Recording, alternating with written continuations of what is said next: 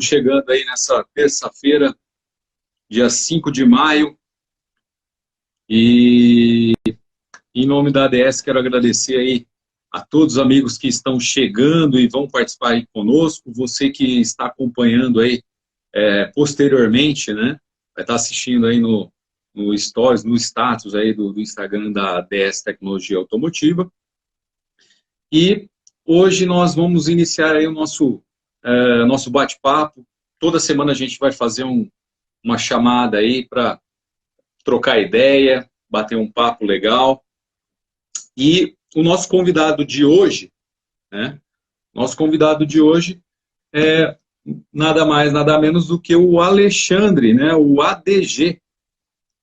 E vamos aguardar a participação, né? A presença do nosso ilustre convidado hoje, para a gente iniciar os trabalhos aí, tá? Então, agradecendo a todos que estão chegando aí. E já apareceu o nosso amigo aí. Tá me ouvindo? Só coloquei, Isso aqui é melhor, pá. Ó, agora sim dá qualidade. Oh, maravilha, né? Outro nível, né? Fica melhor, senão fica dando eco. Show de bola, show de bola. Bom, para os amigos que estão chegando aí, de repente tem aquela minha tia que não só ouviu falar uma vez, mas não sabe quem que é, né? Então vamos lá. Nosso convidado de hoje é nada mais nada menos que ADG, também conhecido como Alexandre Dias Generoso. Alexandre Dias. Bondoso e caridoso. Hã? Bondoso e caridoso. 44 anos na folhinha, casado, pai da lindíssima Anne, que vai fazer 1 aninho. A Anne já está pensando em ir embora, deixar o pai dele aqui vazar para os Estados Unidos, né? Começou a sua oficina lá em BH, né, na região metropolitana de Belo Horizonte, se não me falha a memória, por volta ali de 2005. Já em 2006, fez um canal no YouTube e hoje tem mais ou menos aí uns 893 mil inscritos no canal. Só no Instagram são 110 mil, né, seguidores, né? No Instagram são 100 e poucos mil isso aí. E tem a franquia da High Torque hoje com, se eu não me engano, 11 oficinas, né? Exato. E é isso. Alexandre ADG, boa noite, muito obrigado pelo convite e é uma honra ter a sua participação aqui conosco. Olha, a honra é toda minha de poder participar de um dos primeiros vídeos, aí, das primeiras lives aí da ADS. É importante a gente estar se adaptando, obviamente, aí a situação, sem deixar que a máquina, que o motor esfrie, né? Não é isso mesmo? Porque a informação precisa ser levada, o assunto carros, tecnologia, tudo isso é importante a gente estar criando esse ambiente favorável à informação, porque assim que a economia voltar a acelerar, assim que a gente sair desse casulo, a gente vai estar todo mundo ainda pronto, já em movimento, porque se deixar parar, a máquina enferruja e aí complica a situação, né? Exatamente, exatamente. E aproveitando esse tema rapidinho, né, ADG? Como que está a sua oficina? Né? Você tem uma das oficinas, é sua, né? Se eu não me engano, de Vinhedo. É isso Sim. Ou não? Como que está os trabalhos? Está fazendo atendimento ao público, ou só agendamento? Ou você pode dar um parâmetro aí, de repente, das franquias, se estão trabalhando ou não? As franquias elas estão liberadas para atender dentro da lei de cada município, de cada estado, sem problema algum, né? Com todos os cuidados, usando máscaras, luvas, higienização antes e depois, aquela coisa toda, aquele protocolo, né, sugerido aí pela AMS. Então a gente vem fazendo isso até porque manutenção automotiva foi colocado como um dos serviços essenciais. Então não dá para ficar sem manutenção automotiva. Né, Alan?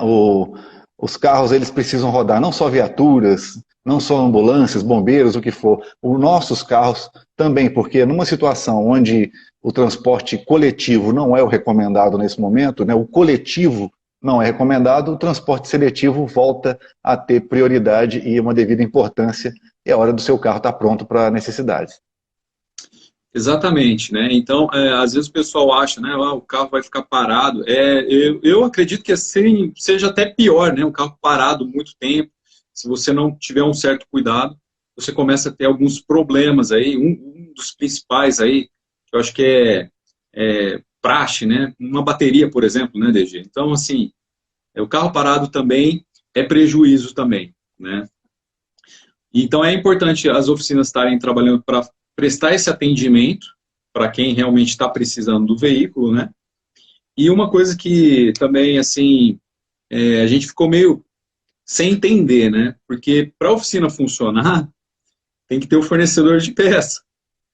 Então, se o distribuidor não estiver trabalhando, não tem como a peça, né? Porque é uma cadeia, né? Indústria, Uma cadeia. distribuidor, autopeça e oficina. Então, se não estiver também trabalhando, como que o mecânico lá na ponta vai ter o produto para aplicar e fazer a devida manutenção, né?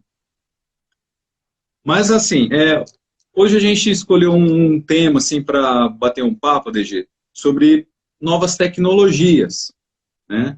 E você é um cara que é muito antenado nisso, né? Nesse ambiente. Então, nada mais né, assim, do que essa questão tecnológica hoje.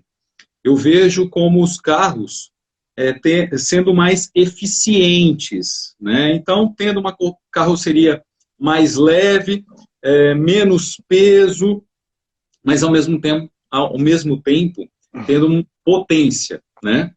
Então, eu gostaria, né, que você contribuísse um pouquinho aí com o seu conhecimento vasto, né? E compartilhasse com a gente um pouquinho sobre o que você vê aí dessa tendência, né?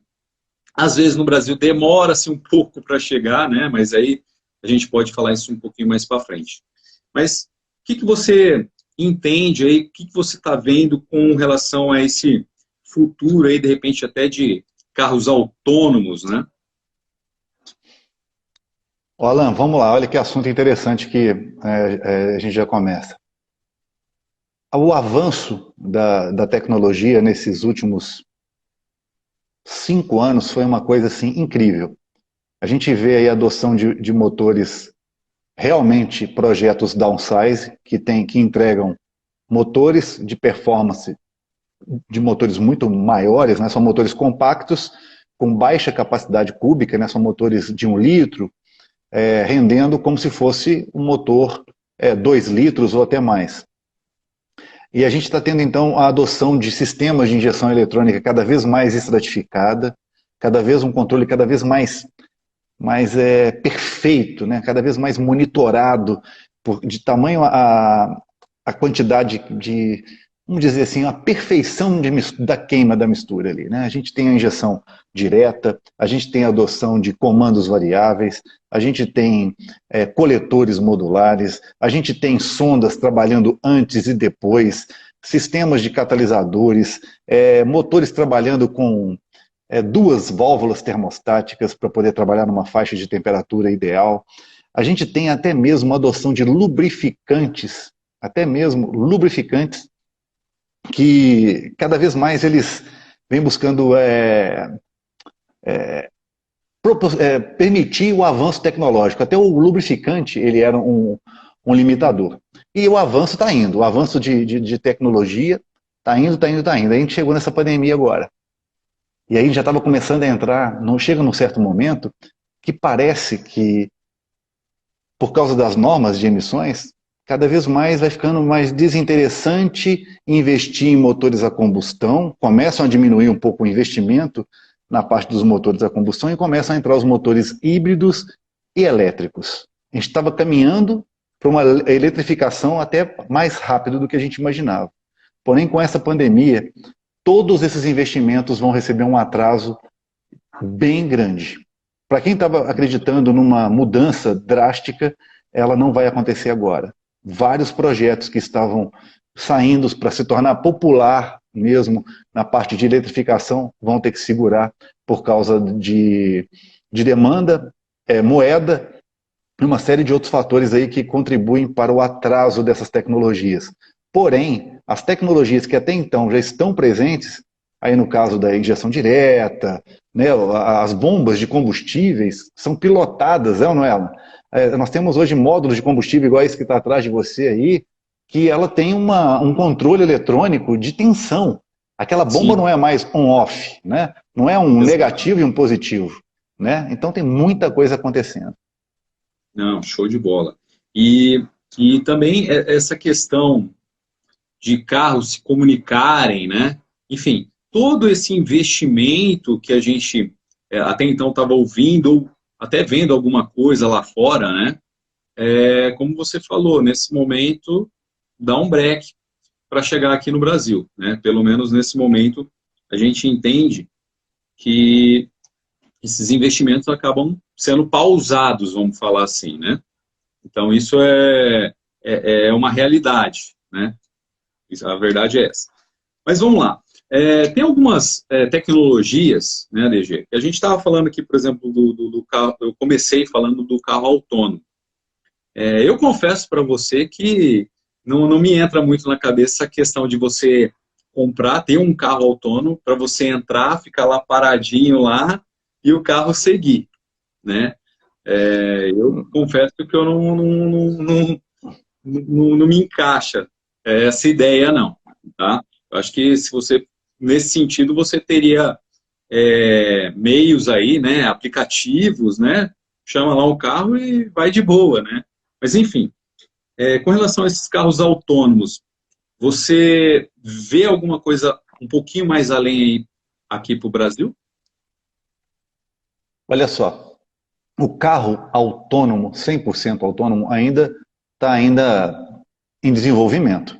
Mas houve muitos avanços na parte de condução semi-autônoma. Se você pegar um Tesla, você vai ver que ele tem uma direção praticamente autônoma. Claro que ele pede para que você coloque a mão no volante de vez em quando, aquela coisa toda, porém ele consegue se orientar por vários outros pontos. Mas isso depende de uma infraestrutura muito bem feita, que são as rodovias, bem pavimentadas, bem sinalizadas, né, as pinturas de faixas e tudo mais, e um acompanhamento em um tipo de GPS de velocidade muito mais rápida, de precisão melhor. Sim, Então, em países desenvolvidos, você tem esse avanço que permite um avanço melhor na parte de condução autônoma. Porém, quando a gente fala de semi-autônoma, quando a gente fala de assistência à direção, depois que você começa a experimentar essas tecnologias, você não quer ficar sem elas mais. É incrível a facilidade do ser humano de se acostumar com tecnologia. A gente pensa que não, porque se chegar, não você vai acostumar. Quando você pega uma rodovia dos Bandeirantes e você coloca lá em 120 km por hora no computador de bordo, e o carro já freia automaticamente, se um carro entrar na frente, e ele mantém dentro da faixa automaticamente, e você começa a entender que aquele sistema funciona muito bem, você vai criando cada vez mais dependência e vai deixando cada vez mais que a máquina faça o trabalho para você. Às vezes com mais segurança, porque nós estamos cada vez mais distraídos, cada vez mais com as nossas cabeças ocupadas, e distraídos com o telefone. Eu sou um dos que faço errado, muitas vezes estou mexendo no telefone celular na hora que eu estou dirigindo, porque a gente vive conectado e a sim. gente vê a necessidade. Então, eu estou com o meu segundo carro com condução semi-autônoma, né? E digo para você que, apesar de ser um pequeno momento da tecnologia disponível para o brasileiro, que cada vez mais vai ser presente, depois que você começa a utilizar, você se habitua. E graças ao avanço da eletrônica. A eletrônica é que propicia tudo isso, né? Sensores, leitores, tudo isso anexado a um computador que torna isso possível e às vezes com uma visão muito melhor do que a nossa, do ser humano. Com certeza, com certeza. E é como você falou, né? A gente acaba ficando refém, né? Eu estava lembrando aqui, lá em 2014, se eu não me engano, o pessoal estava lançando, trazendo para o mercado, se eu não me engano, foi a Peugeot, não tenho certeza, né? Sobre um assistente, né? Eu não sei se eu vou conseguir pronunciar corretamente, Rio Assist, alguma coisa assim, que é um identificador quando o carro está numa subida, né, numa ladeira. Então, Sim. através do freio elétrico, né, ou seja, já não tem mais o freio de mão, né, um freio elétrico. Então, você tem lá um motor elétrico ali para frear, para segurar o veículo. E aí, quando você está numa ladeira, por exemplo, ele entende, né, que você está ali na rampa, fazendo uma rampa, né, vamos falar assim. Então, ele dá ali um tempo de, sei lá, de 3 a 5 segundos, não sei a precisão exata, de você tirar o pé do freio até levar o acelerador. Então, assim, ele segura, né, o carro nessa posição. Acredito que você já pegou algum veículo aí de manutenção com esse tipo de tecnologia. O próprio assistente, né, de estacionamento, né, hoje a gente não faz mais lá a famosa baliza, né, só encostou ali, né, manteve uma distância, apertou o botãozinho lá e deixa que o carro faz todo o movimento, né, DG? Exatamente. Esse sistema, conhecido na Fiat como Hill Holden, cada um tem um nome, né? Hoje Sim, já está presente em bastante carros. Por exemplo, o Fiat Bravo já conta com isso. Vários carros, eu acho que de 2012 para cá, 2011, muitos carros já vêm contando com essa tecnologia. Alguns com sistema de freio elétrico, que pinça ali os freios no momento de arrancar, e outros que conseguem trabalhar modulando a própria unidade de ABS. sim. Não. Então, teve toda essa tecnologia que começou a vir para os carros, entre aspas, né, populares aqui para o Brasil, né? Até estava vendo um vídeo, um vídeo seu, que você até fez uma pergunta muito interessante, né? Sobre o carro popular, né? O custo do carro popular no Brasil hoje, né? E para esse ano de 2020, eu estava lendo uma matéria do pessoal da Volkswagen, né, dos gerentes lá, os grandões da Volkswagen, até comentando que o foco dos carros Volkswagen aí seriam carros mais, eu até anotei a palavra aqui para não fugir, carros mais equipados, vamos falar assim, né? Carros mais, um padrão mais elevado. Então, a gente entende aí que um carro popular da Volkswagen no Brasil pode-se dizer que não vai mais existir, né, Degi? O carro popular, ele já deixou de existir já tem um tempo. Por quê? O popular era uma parte da produção mais despida, né? Menos equipada. Porém, a população brasileira, ela tem um defeito muito grande. Ela quer ter muito, mas não quer pagar por aquilo. Ela acha que exigindo que tenha cinto de 3 pontos nos bancos, que seja obrigatório ter airbag, que seja obrigatório ter Isofix, ela acha que a partir do momento que o governo põe uma norma e que obriga o carro a ter aquilo, ela acha que está pagando o mesmo preço com mais Sim, equipamentos. Quando, na verdade, cada parafuso, cada porca a mais adicionada numa linha de montagem, aquilo vai para o custo final do produto. E aí começa a ter vários formadores de opiniões que começam a fazer análise de veículos. Aí vamos lá, eu pego um carro de entrada e começo a exigir que ele tenha um acessório que é para um carro de um segmento superior. E aí a montadora fala, vocês querem isso? Vocês querem bastante equipamento? Então toma equipamento e dá-lhe preço. E aí sim, chega num ponto que a montadora percebe, para que eu vou fabricar o popular, sendo que todo carro que eu colocar eles vão começar a exigir isso, isso e isso. Então acaba matando o carro popular, as pessoas não têm mais o carro popular e cada vez mais só quem tem poder aquisitivo mais alto vai conseguir ter o automóvel. com certeza, com certeza. E a gente observa isso também, né, Degi? Ali em 2014, quando nós tivemos aí a obrigatoriedade do ABS, né, do sensor, né, o sistema antitravamento aí das rodas. O ABS é interessante para quem não sabe, né, é um produto licenciado, né, por um sistemista, por uma marca nobre, e ele foi inventado, ele foi desenvolvido, né, colocado à disposição das montadoras lá em 1978. Então, é um sistema relativamente antigo, porém, esse sistema, até devido ao que você mencionou mesmo, a questão custo e tudo mais, por muitos anos, por muito tempo, né, ele ficou à mercê, né, ficou assim, só para os carros de luxo, né, então, seria vamos falar assim, um opcional, né, Sim.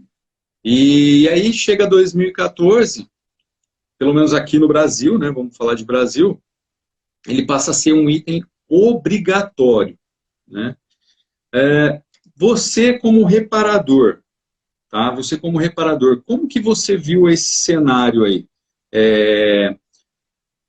Começou, já se passou aí 6 anos, né? Vamos colocar 14 para 20, são 6 anos.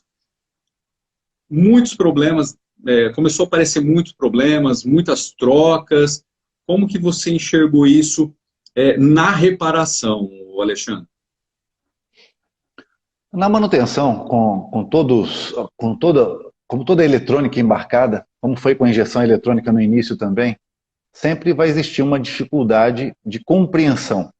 Os nossos mecânicos, a grande maioria, trabalha na marra, a gente fala, o mineiro fala na tora. Ele pega e Sim, faz. Ele não procura entender de princípio de funcionamento, o que aquele sinal gera, o que aquele sensor gera, uma onda, que senoide que é, um efeito Hall, é um sensor Hall, é um sensor magnético. Como que acontece para uma central eletrônica interpretar aquele sinal de travamento de uma roda, de uma velocidade de uma roda, né? E com o passar do tempo, ainda bem, graças a muitos colegas aí da manutenção automotiva, vem acontecendo um avanço muito grande na adoção de ferramentas como osciloscópio, a utilização correta do scanner para poder entender o que está acontecendo, né? E a gente vê que, da mesma maneira que no passado o ABS era um equipamento muito caro, ele era grande, robusto, era uma coisa muito mais difícil. Hoje, com o avanço da eletrônica, você tem diminuição do tamanho desses componentes, ficam mais leves. sim, Esse grande sistemista que desenvolveu o sistema permitiu que outras marcas também pudessem desenvolver os seus próprios sistemas de claro. ABS. E isso foi evoluindo de tal maneira e chegou no momento onde passa a ser obrigatório, apesar de eu não concordar com a obrigatoriedade de nada, a segurança, o conforto, eu acho que é dever de cada um buscar individualmente, mas a partir do momento que a gente tem uma legislação que te fala, tá aqui, você tem que usar, você tem uma frota cada vez maior de carros que vão começar a apresentar problemas normais, que vão acontecer mesmo, é um chicote que pode cortar um sensor que quebra, na hora de um procedimento de uma montagem de um rolamento, o cara pode montar um rolamento de forma indevida, tem Sim, muitos defeitos colocados, né? É uma água num componente eletrônico que estraga um determinado equipamento, e o mecânico precisa entender que não é bicho de 7 cabeças. Não é bicho de 7 cabeças. Nós temos 4 sensores montados nas rodas, ali informando a velocidade de cada roda para um módulo eletrônico. Inclusive, eu quero depois perguntar para vocês se vocês têm esse tipo de equipamento na DS. Eu não sei se vocês já entraram na parte de ABS, mas basicamente é isso. São sensores que eles podem, circuito aberto, romper o chicote. Um dano no próprio enrolamento da bobina do sim. próprio sensor, né? E o defeito no próprio módulo. É isso que acontece. E aí, a partir do momento que os mecânicos vêm avançando na parte de diagnóstico, vem se tornando possível cada vez mais diagnósticos mais assertivos e a manutenção e a compreensão mais fácil. Com certeza, com certeza. Eu acho que você tocou bem no assunto. É a questão do reparador deixar de lado, né? Assim, é um bicho de 7 cabeças. Não, buscar realmente, né? A informação, buscar um treinamento, né? Um curso, né? Ter o equipamento na sua oficina, né? Um aparelho de diagnóstico, enfim. Hoje, na verdade, hoje não dá para ter um, né? Você tem que ter 3, 4 aparelhos, porque, o aparelho X pega tal carro, o outro não pega, enfim. Né? Mas você me fez uma pergunta sobre o sensor do ABS. Isso. Na próxima semana, na semana ali do dia 13, se eu não me engano, nós teríamos a feira em Curitiba, né? A feira Autopar, né? Autopar, que devido aí à pandemia, devido a todos os acontecimentos, ela foi remarcada, né? Então, elas jogaram a data dessa feira lá para o mês de setembro. E na feira, nós faríamos aí o lançamento, vamos falar assim, da linha de sensores ABS da marca DS, né? Então, o que é legal, aproveitando o vídeo, ADG, a oportunidade, o que acontece? Os nossos clientes, né, cliente DS, estava sempre pedindo para o departamento comercial, para o departamento de marketing, até mesmo para mim nas palestras, né? Poxa, a ADS não tem o sensor do ABS, a ADS podia fazer. Então, depois de tanta solicitação, de bate-papo, nós entramos, nós fizemos os projetos, né? Tem muito sensor sendo validado em carros, tá? E aí fica um parênteses, né? Todo o produto DS nós validamos no carro antes de soltar para o mercado de reposição, isso que eu acho que é importantíssimo, né?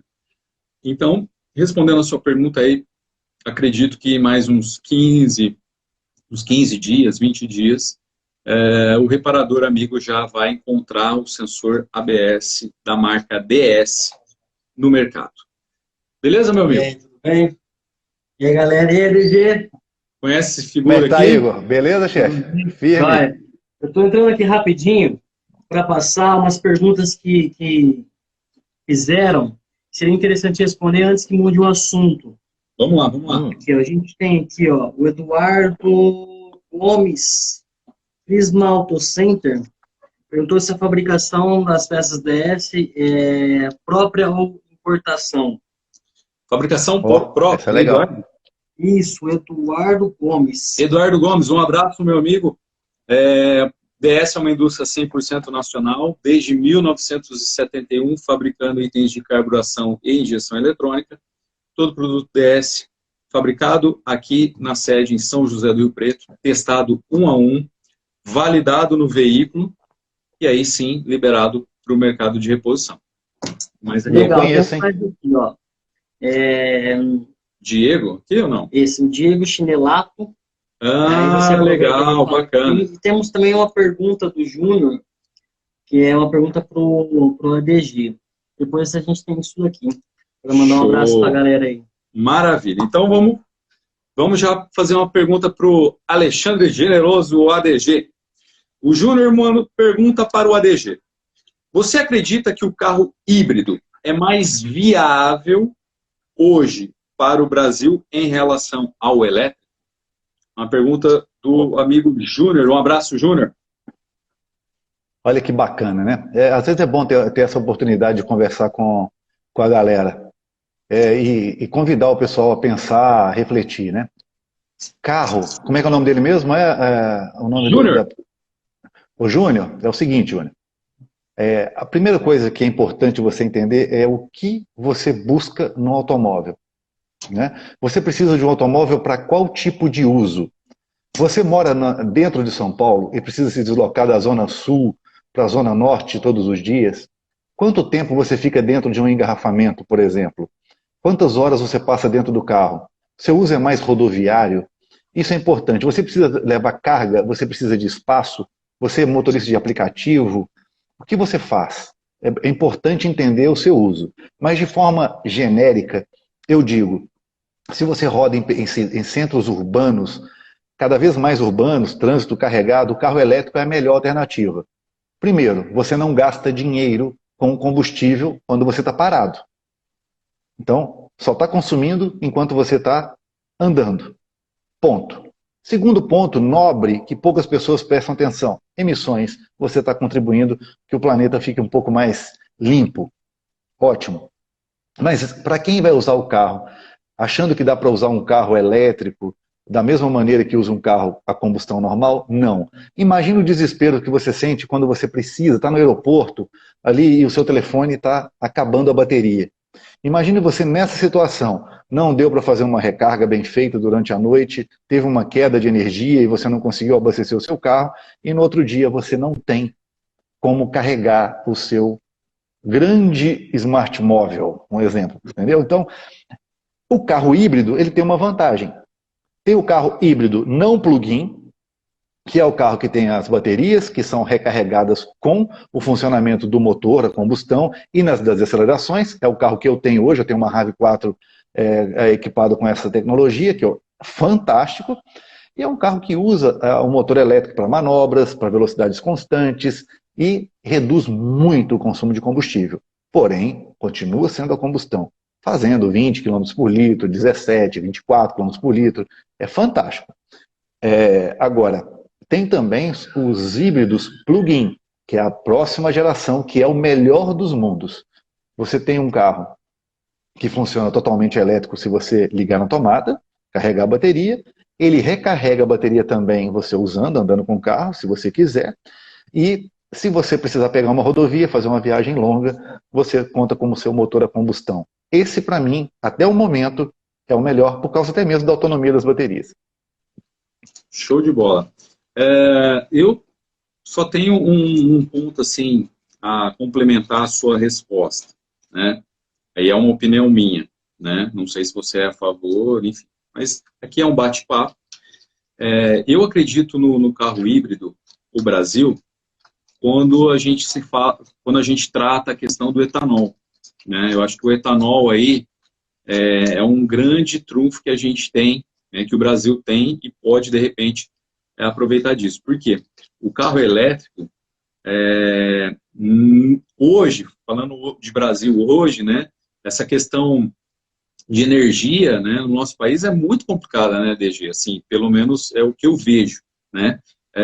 Às vezes chega ali no final do ano, pico de energia, aí a rede, né, nacional simplesmente desaba, metade do país fica no escuro. Então, assim, eu ainda acho, uma opinião minha, né, respondendo aí, de repente, contribuindo para a pergunta do Júnior, né, que talvez aí o híbrido, pensando na alternativa que nós temos, que é o etanol, né. Não sei se o ADG concorda ou não, mas só para contribuir aí, tá bom? Sim, a própria Toyota, né? A própria Toyota colocou o primeiro Flex híbrido, né? Que é o próprio Corolla, e ela estava preparando novos carros com essa tecnologia. Mas, igual eu disse, o híbrido ele é a melhor solução, independente seja gasolina ou álcool, até porque a questão de valores é muito próximo, né? Quando está tudo rodando bem, o que você tem de diferença de valores, né, no álcool e na gasolina acaba compensando na autonomia. Legal. ADG, eu vou aqui mandar um abraço para o meu amigo Regis, lá de Santa Catarina, que acompanha aí o nosso canal, tá? Regis, um abraço. O Regis está mandando aqui. Boa noite, Alan e ADG. Comentem um pouco sobre o fator impacto ambiental. Emissões em sistema de injeção direta, mistura estratificada, você já tinha comentado um pouco no início, né? Contra emissões na produção e descartes de baterias, né? Então, legal, seria aí... Eu achei cara, legal isso aí essa pergunta aí, né, ADG? é interessante. Muita gente tem essa mentalidade de que bateria de carro híbrido depois vai poluir e que vai fazer mal para o meio ambiente. Não. A bateria do carro híbrido, ela vai atender o carro híbrido durante um tempo, 8, 10 anos de uso, na maioria das vezes, e ela precisa de ter aquela capacidade muito forte para deslocar um carro de 1,5 tonelada, 2 toneladas. Só que aquela bateria, depois que ela não serve mais para aquele veículo, ela serve no break para empresas, ela serve para uma série de outras aplicações. Aquela bateria vai durar tanto tempo que a gente não precisa ficar querendo justificar a nossa preferência por um carro a combustão para ter o elétrico. O elétrico, para mim, ele não é viável até por causa de autonomia e tudo mais. A gente tem que pensar o seguinte, ok, e o que a gente faz com as velas dos carros que a gente troca? E o que a gente faz com todos os filtros que são trocados? Será que tudo é reciclado? Quanto óleo é jogado na rede de esgoto? Então, tipo assim, tem muita coisa aqui, algumas preocupações que são genuínas e outras são falácias. Então, a gente tem que tomar bastante cuidado porque as baterias dos carros elétricos, elas vivem mais de 20 anos no seu ciclo completo. Veículos e outras aplicações. A gente consegue utilizar reutilizar essa bateria em outros departamentos, em outras estações de trabalho, vamos falar assim, né? Exatamente. Eu estava vendo uma reportagem, se eu não me engano, eles podem usar também naquelas torres de celular também, se eu não me engano. Sim. Então, porque não existe tanta tensão daquela bateria para alguns equipamentos. Para o carro elétrico que trabalha com motores grandes, motores que tem que deslocar aquela massa, precisa de força, né? Agora, para outros componentes elétricos, meu amigo, aquela bateria dura, mantém uma casa funcionando. Show de bola. Dá uma pausa aqui rapidinho, ó, mandar um abraço aí para Alexandra de Santa Catarina. Um grande abraço, que acompanha a gente, acompanha o ADG também, ela gosta muito de você, viu, ADG? Alessandra, lá de Santa Catarina. Mecânico também? O Darcy de Curitiba. Seu Darcy, um grande abraço. A High Torque de São Bernardo do Campo. Tá mandando um abraço. Quem que é lá, ADG? Lá é o Rafael, é um exemplo de franqueado, né, que eu tenho, que esse negócio de franquia é muito complicado, né? Assim, no início você começa com muitas, né? Você começa assim, acreditando em tudo, mas depois você tem que ir enxugando e adaptando, e a gente está ficando só com as pessoas mais que entendem o que a marca quer, né? A gente está buscando isso. Então a gente quer pessoas que entendam o valor da marca e tudo, e esse franqueado, por exemplo, é um cara que, puxa vida, trabalha seguindo os preceitos, tudo as orientações, e ele se destaca muito. Por quê?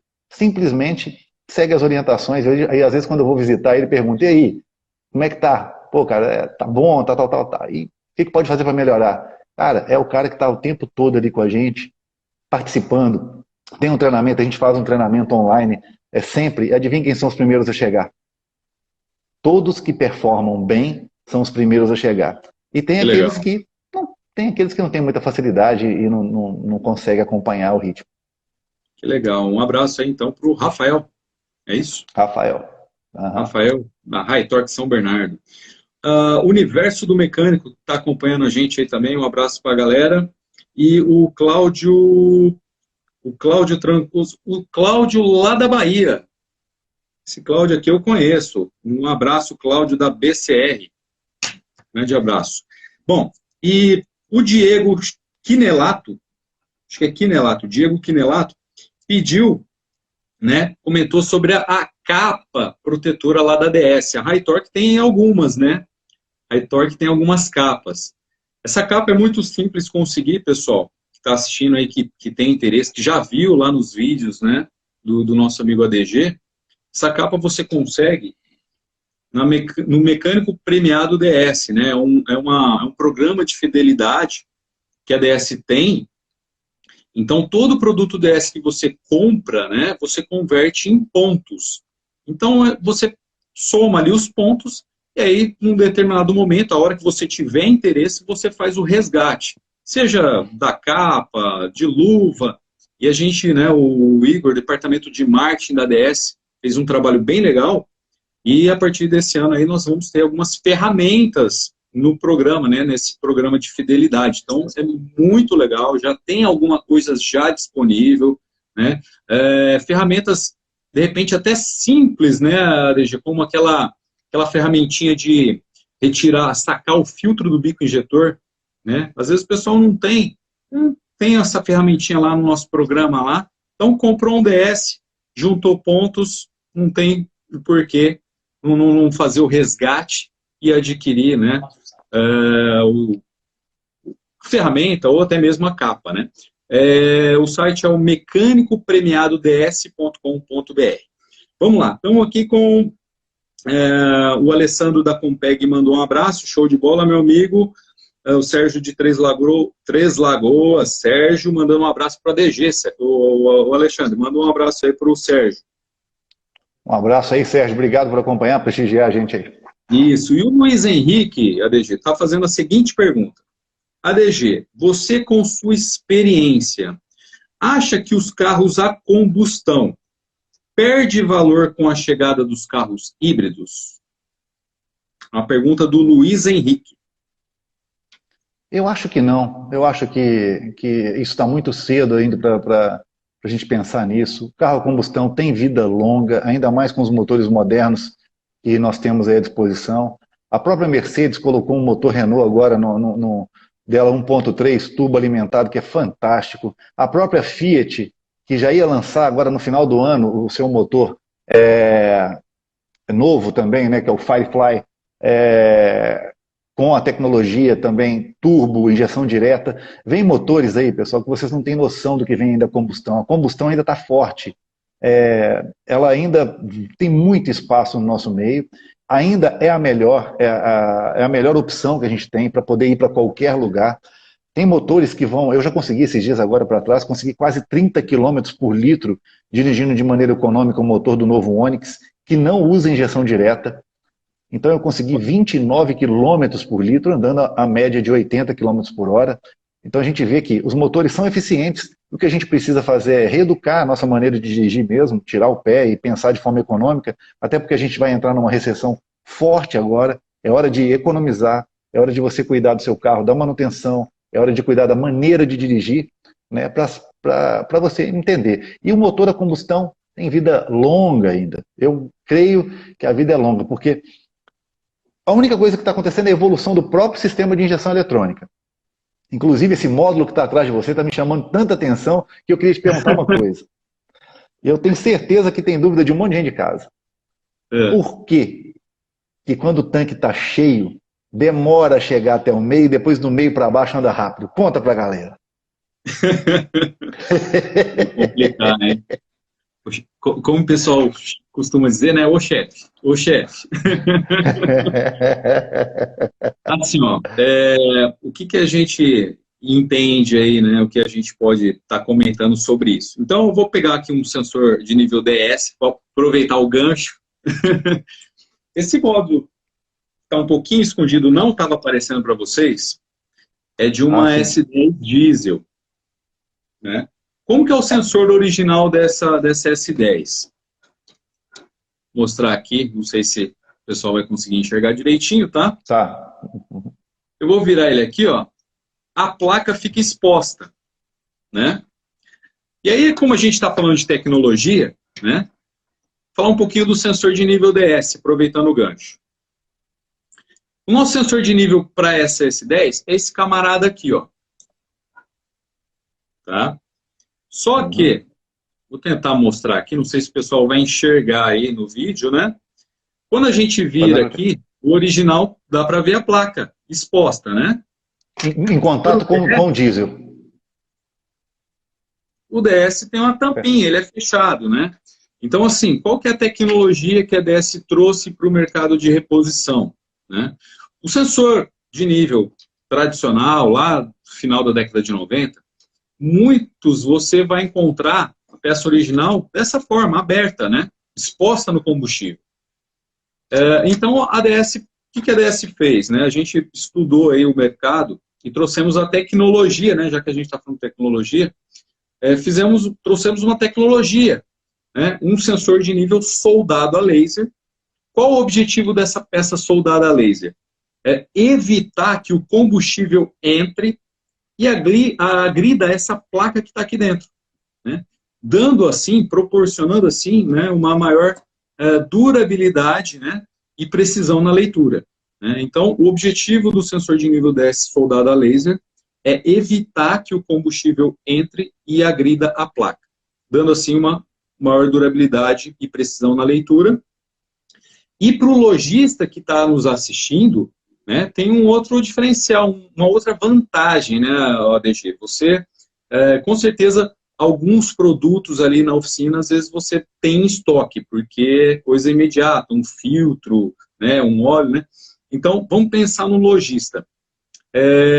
Então, o concorrente nosso tem lá um código para gasolina, um código para álcool e um código para convertido. O lojista que optar pelo DS, ele vai usar uma peça só. Como a nossa peça é soldada a laser, se o proprietário do veículo vai andar na gasolina, no etanol, no meio a meio, para nós não vai fazer a diferença, porque a nossa peça ela é soldada a laser, né? Então, para o lojista é muito interessante. Ao invés dele ter 3 peças no estoque, ele vai ter uma só, né? Então, esse é um ponto, um grande diferencial que a DS trouxe aí uma tecnologia para o mercado de reposição. E aí, respondendo a sua pergunta, né, que já me fizeram muito essa pergunta já em palestra, principalmente, né? Poxa, lá, eu tenho um sensor, eu tenho lá no meu carro, abasteci, enchi o tanque. E eu observo que demora muito para ele começar a baixar. E depois de um determinado ponto, né, ele já desce de uma vez ou desce mais rápido, né? Eu diria que isso nada mais é do que uma programação de veículo para veículo, né? Uma programação determinada pela montadora. Então, a montadora fez essa determinação, né, esse ajuste lá no módulo, lá na programação, porque imagine o seguinte, ADG, se esse camarada fosse preciso, assim, ao extremo. Então, você encheu o tanque. A partir do momento que você saiu ali, você rodou, por exemplo, 40 quilômetros. Vamos imaginar que o seu carro tem uma média aí de 9, 10. Então, no nosso entender, esse carro já consumiu 4 litros. Se ele consumiu Quase 4 10% litros... de um tanque normal. Isso. Então, quer dizer, esse camarada lá no painel, ele já teria que estar mostrando um pouquinho mais para baixo ali, não manter o tanque cheio, né? Mas aí, por que ele vai manter o tanque cheio, né? Seria uma estratégia de marketing, vamos falar assim. Para quê? Porque se você tem um carro, abasteceu ele, você rodou 40 quilômetros e você olhou ali no painel, ele já baixou, você, condutor, você, proprietário, você vai ter ali na sua cabeça o quê? Poxa, esse carro, ele é beberrão. Esse carro, ele é gastão, né? Então, eu vejo muito essa questão de uma, simplesmente, estratégia de funcionamento. O sensor, ele é preciso. A questão é a programação interna ali, que faz com que, de alguma maneira, demora-se um pouquinho mais para baixar, né? Mas, ao mesmo tempo, quando você tem essa percepção que ele baixou de uma vez, pode ter certeza que ainda tem uma reserva que você não está enxergando. Exatamente. Essa pergunta foi uma provocação, até porque, cara, olha que legal, uma live com quase 160 pessoas acompanhando constante. Eu vou dizer para você, olha, sucesso, tá? Sucesso, uma live segmentada com esse número de pessoas acompanhando em tempo real, viu? E vou te dizer, e é o seguinte, é uma provocação, por quê, pessoal? Você tem um certo atraso, porque o carro ele conta com uma quantidade conhecida como reserva. Então, aí você, se tivesse uma queda imediata do sensor, instantaneamente, assim que você consumiu 1 litro ele já baixou, 2 litros ele começar a informar imediatamente, você teria um range de atuação daquele sensor muito pequeno até acender a luz da reserva.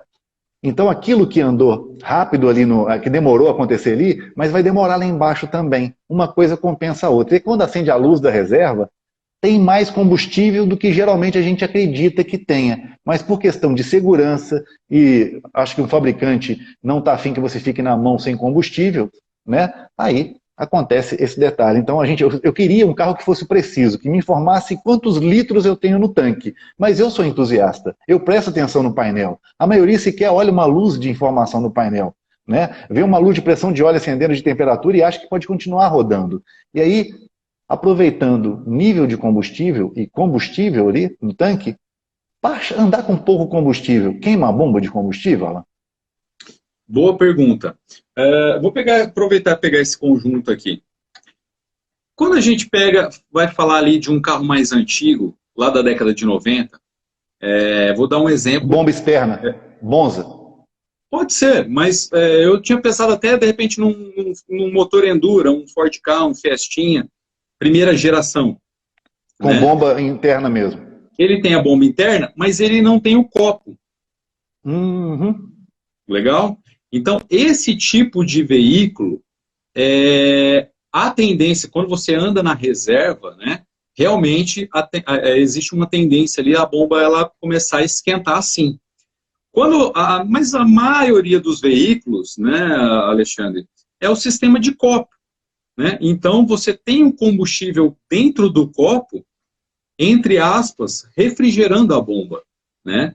Então, eu costumo dizer que essa questão de andar na reserva, aí, que vai prejudicar a questão da bomba elétrica, depende o modelo do veículo em questão, né? A questão do veículo. Se é um carro mais antigo que não tem esse sistema de copo, pode ser que realmente prejudique, né? Mas a grande maioria dos veículos tem um sistema de copo, então fica o combustível ali dentro do copo que ajuda a refrigerar. ADG, eu vou dar uma acelerada aqui, porque nós já estamos com 51 minutos, então já o Insta derruba a gente aqui. Então, eu quero mandar um abraço. Acho que a gente precisa depois de fazer uma segunda live dessa, hein? Mas manda bala nas perguntas aí. Maravilha, tamo junto. O Igor aqui, ó, tá falando para marcar aí nas suas redes aí, no seu canal. Deixa comigo, vamos fazer uma live top. Com certeza. Mandar um abraço aqui pro Gustavo de São João Batista, o Alessandro de Guanambi, o Tomás Correia de Curitiba, o Rony de Santa Catarina, um abraço, Rony. Quem mais aqui? O Adriano, lá de Ponta Grossa, Automecânico 83, um abraço. O Betinho de São Bernardo do Campo, Ciclone Automotivas, pessoal que segue a DS sempre aí nas redes sociais. O Felipe Pimentel também. E o Fercholio, do Equador. Será que eu falei o nome dele certo, ADG? Fercholio. É lá do Equador. Né? Muitas graças, amigo. Muitas graças. Bom, o ADG, você falou da precisão no sensor de nível, né? Então, vou te trazer uma informação aqui, rapidinho aqui, ó. Sabe o Volkswagen Up, o Jetta TSI, o Golf TSI? Eu não estou com o sensor aqui em mãos, cara, mas vamos lá. A Volkswagen, ela deu uma mexida aí na tecnologia também do sensor de nível, viu, ADG? Não sei se você já pegou aí na oficina. O sensor de nível, 3 fios. Então, nós temos uma placa, né? Porém, com efeito duplo. Olha que legal. Então, os carros aí da linha Volkswagen, os carros mais novos aí, o Up, se eu não me engano, a Space Fox, né? A linha Fox mais nova, e aí Jetta, Golf, principalmente aí os motores TSI, estão utilizando o sensor de nível com 3 fios. E esse sensor 3 fios, você tem, só uma placa, tá? É só uma placa, porém ela tem um efeito duplo. Então você tem 2 valores de resistência. Então você tem, na verdade, o ADG e amigos que estão nos acompanhando, um cruzamento. Então, por exemplo, você tem aqui em tanque vazio, vou chutar, tá? 290 ohms, 50 cheio, né? Quando você pega, por exemplo, o fio preto e o fio vermelho, já quando você pega o fio preto e o amarelo, inverte. Você tem 200... o que acontece com os potenciômetros de pedal de corpo de borboleta, de pedal de acelerador, né, novo. Porque aí, o módulo, né, ele consegue enxergar ali se, por algum motivo, essa curva que foi gerada, ela saiu fora de parâmetro. Se ela saiu fora de parâmetro, o que o módulo faz? Lá no painel, lá no ponteiro, ó, despenca e luz de anomalia no painel para informar o condutor, né, que tem um probleminha ali na marcação do combustível, né? E se você pegar essa linha do Jetta, do Up, viu, ADG? Você tem ali um computador de bordo, a autonomia, ela é mais precisa, viu? Ela é mais precisa E eu estava conversando com um amigo da semana passada, que a gente fez uma live na revista O Mecânico, e realmente eles acompanharam uns testes e tal, e diz que é bem mais próximo do que modelos que utilizam esses sensores somente 2 fios. Legal. Legal? Show. ADG, Bom. faltando 5 minutos, eu vou dar o espaço para você aí se despedir da galera, se quiser deixar algum contato para o pessoal. O espaço é seu, meu amigo. Bom, primeiramente, pessoal, só da galera que está aqui, independente de ser profissional, de pessoa que veio só para entretenimento ou o que for, obrigado aí pela presença. Eu confesso que foi uma live com um número muito bom de pessoas, ainda mais segmentada. Se inscreva aí na rede social da DS, acompanhe, porque vai ter muita coisa legal aqui. E deixe nos comentários, manda bastante direct para eles, falando o que vocês querem saber. Porque eu conheço a fábrica, já visitei a fábrica há uns 3, 4 anos atrás, e já está na hora de rever essa fábrica e mostrar um procedimento aí, como é que tá. Já deve ter bastante evolução, né Alan? Alexandre, quando você veio, desculpa te cortar, é rapidinho, tá? Quando você veio, nós estávamos com 4.300 metros de área construída. Hoje nós estamos com 7.400 metros de área construída. Então, a gente teve uma ampliação no prédio o ano passado, né? Em toda a estrutura, então está muito legal mesmo. Mas vai lá. Então, eu quero convidar todos que estão presentes aqui agora nessa live a acompanharem, continuar acompanhando tanto a nossa rede social, as duas, e dizer que a gente tem muita coisa legal para fazer juntos, para levar informação para você que quer trabalhar da maneira correta, para você que quer valorizar uma empresa nacional, para você que quer valorizar a informação de qualidade. A gente está com vontade de cada vez mais trabalhar junto, buscando informar vocês a maneira correta de trabalhar, né? Aprender um com os outros. Show de bola. Desde só para encerrar, o pessoal está perguntando sobre a High Torque em Curitiba, se tem, né, em Curitiba e em São Luís. São Luís do Maranhão a gente nunca teve. O que foi feito? Eu tive que fazer uma estrutura, reestruturar.